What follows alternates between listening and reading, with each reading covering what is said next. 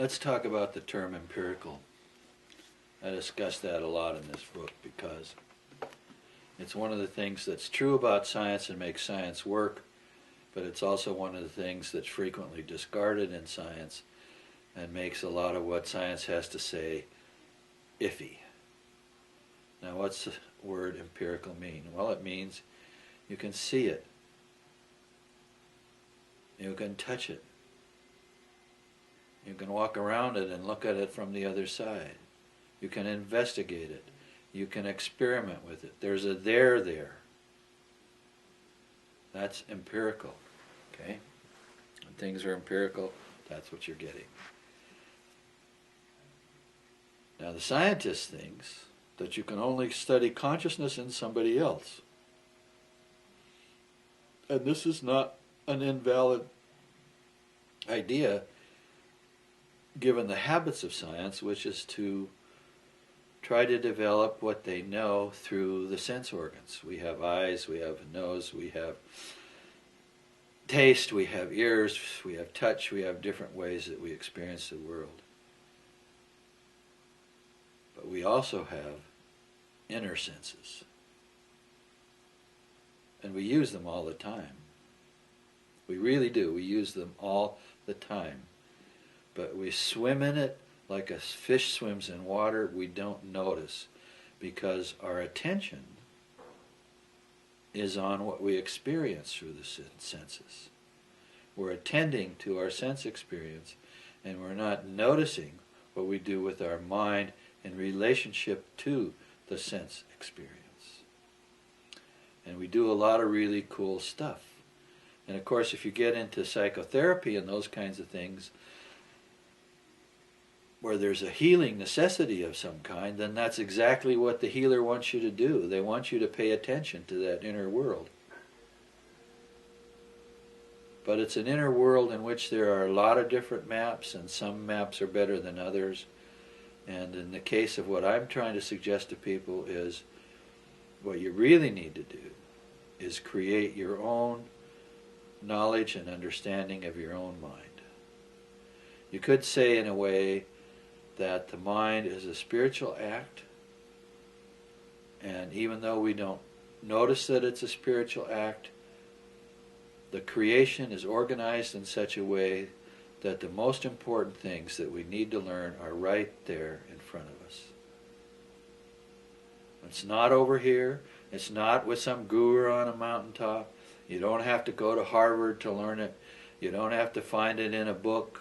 You don't have to talk to your neighbor. You look inside yourself. You wake up to what's inside yourself. You follow a theme that comes from Emerson, for example, and self-trust. All virtues are comprehended.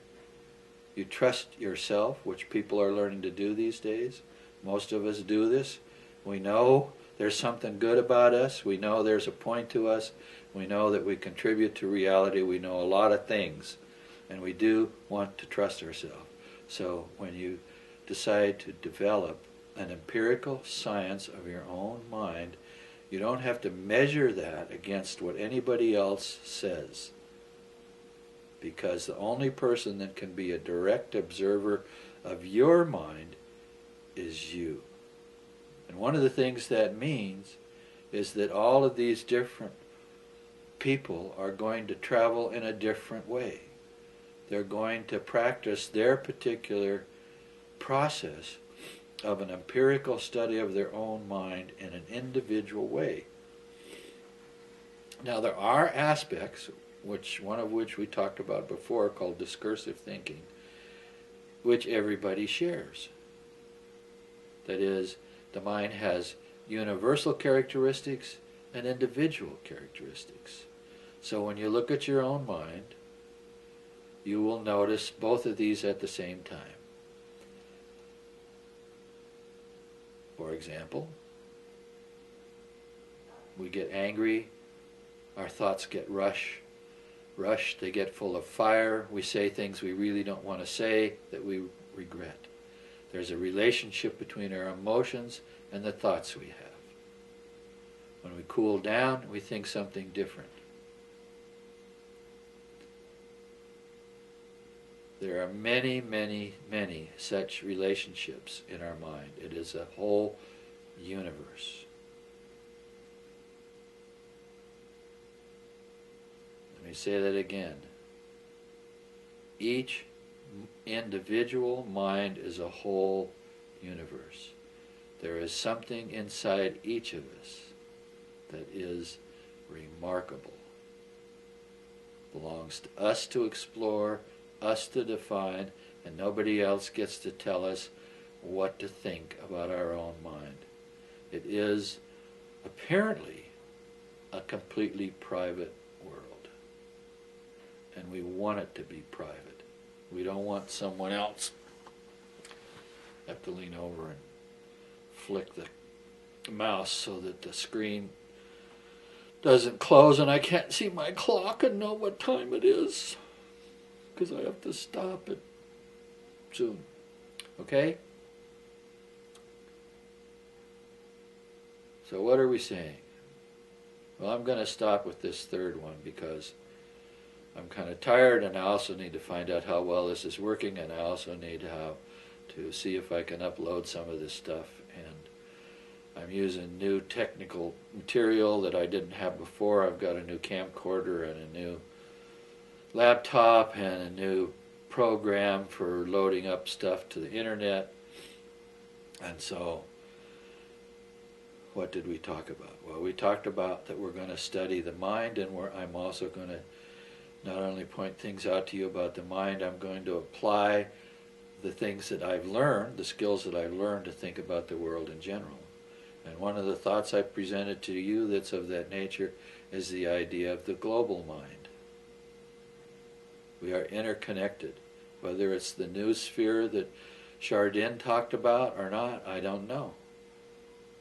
I just know that, for example, I put something up on YouTube and people visit it. I get visits from Australia and Greece and Ireland and England, mostly from the United States. Most of the visits are about my stuff that I've written on magic, because there's all these Harry Potter people out there who want to find out how to be a wizard. But being a wizard is about being wise, not necessarily about being able to go... Okay? So, I'm going to talk about the mind, try to help you see things in your own mind that I can point to that are universal characteristics, and when you're on that exploration, you're going to run smack dab into all the individual characteristics, the things that belong to you and don't belong to anybody else. And that's just the way it's supposed to be. Now, since I used the word spirit, is there anything religious here? Well, let me just throw at you something from Luke, the Gospel of Luke. Christ, whatever you may think of him, whether he existed or not, somebody wrote down in this Gospel this statement: the kingdom of heaven is inside you. So what did I say a little bit ago? I said you have a universe inside you. That when you enter into the world of your own mind, you're on a discovery of something that's completely remarkable and far beyond what natural science thinks today about the nature of consciousness and mind.